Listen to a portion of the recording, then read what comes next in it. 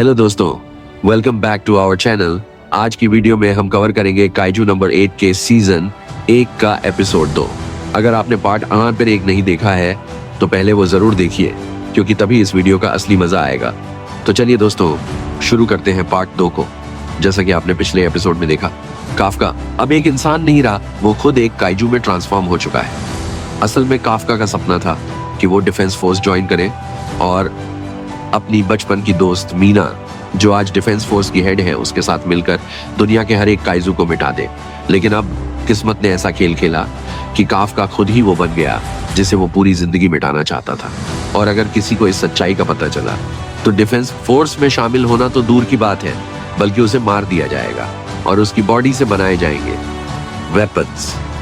जब हॉस्पिटल में Kafka kaiju में बदला तो वहां मौजूद लोगों ने उसे एक असली काइजू समझा और डिफेंस फोर्स को बुला लिया। अब अपनी जान बचाने के लिए काफका खिड़की खोलकर भागने की कोशिश करता है, लेकिन अब उसके अंदर जो ताकत आ चुकी थी, उसने गलती से खिड़की नहीं, पूरी दीवार ही सिर्फ हाथ लगाकर तोड़ दी।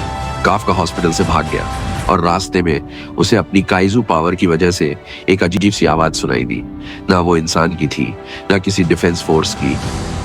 वो थी एक और बड़े और खतरनाक काइजू की आवाज। उसने शहर के अंदर हमला कर दिया था।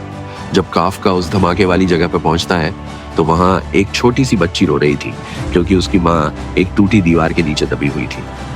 माँ ने कहा, बेटी भाग जा, अपनी जान बचा। लेकिन बच्ची टस से मस नहीं हुई और तभी वो राक्षस काइजू उसे खाने के लिए बढ़ता है।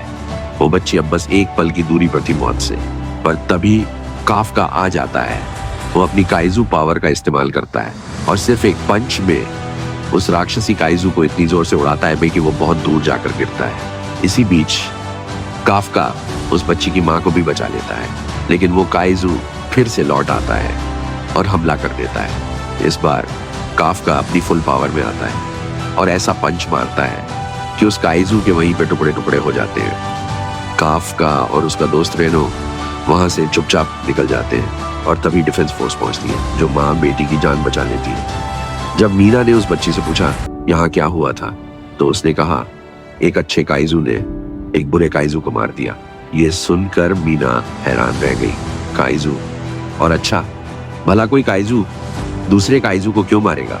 लेकिन फिर भी मीना उस बच्ची की बात को ज्यादा गंभीरता से नहीं लेती। अगले दिन काफका और रेनो सबको ये बताते हैं कि उन्होंने काइजू को देखा और जान बचाने के लिए भाग गए। थोड़े समय बाद डिफेंस फोर्स के पहले राउंड का रिजल्ट आता है और उसमें काफका और रेनो दोनों पास हो जाते हैं।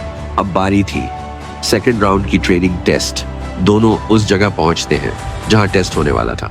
काफका सोचता है कि वो इस बार भी बिना अपनी काइजू पावर इस्तेमाल किए सेकंड राउंड पास कर लेगा।